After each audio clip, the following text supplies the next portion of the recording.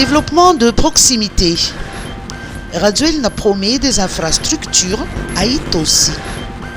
Le président Ange Rajoelina s'est déplacé hier dans la commune d'Itosi pour inaugurer les nouveaux locaux de l'Office national de la lutte anti-tabac, ou OFNALAT, et ceux d'un centre de sevrage.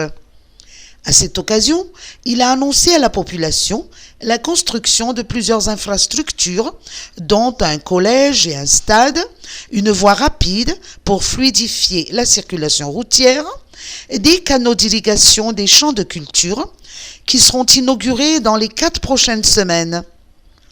À l'instar de plusieurs communes, celle d'Itosi n'est pas épargnée par les délestages persistants. Le chef de l'État a promis à la population locale des solutions, dont l'installation de nouveaux transformateurs plus puissants. Lors de son déplacement à Itosi, le président a tenu à répondre à ses détracteurs en déclarant que les reproches qui lui sont faits ne l'empêcheront pas d'avancer. Assemblée nationale. Débat houleux lors de la clôture de session. La session ordinaire du Parlement a pris fin aujourd'hui sans que les résolutions tant attendues n'aient été adoptées.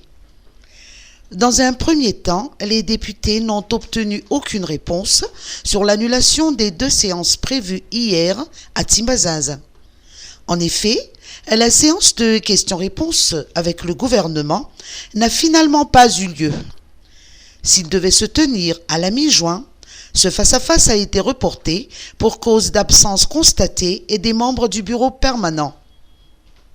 En outre, le débat d'aujourd'hui sur la proposition de destitution de 4 membres du bureau permanent a été très intense, sans pour autant d'aboutir à une résolution concrète. Par ailleurs, l'examen et la délibération des dossiers traités devant la commission de mise en accusation de la Haute Cour de justice ont été annulés faute de quorum. Seule une 40aine de députés ont été présents à la réunion de clôture.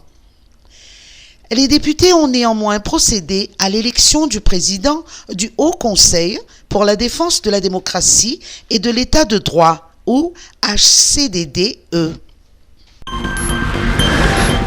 Gouvernance locale. 75 nouvelles communes soutenues par le programme RINJ.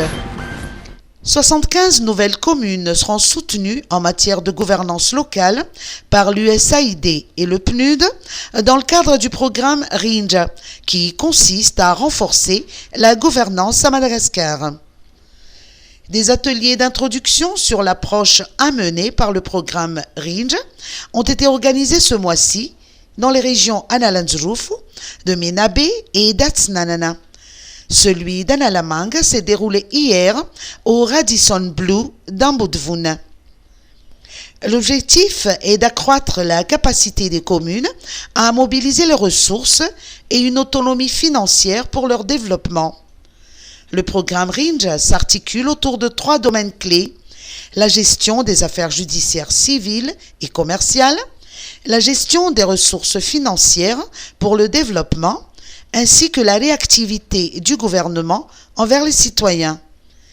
RINJ est un programme de 15,5 millions USD, incluant une contribution de l'USAID et du PNUD, et s'étale d'octobre 2021 à septembre 2026.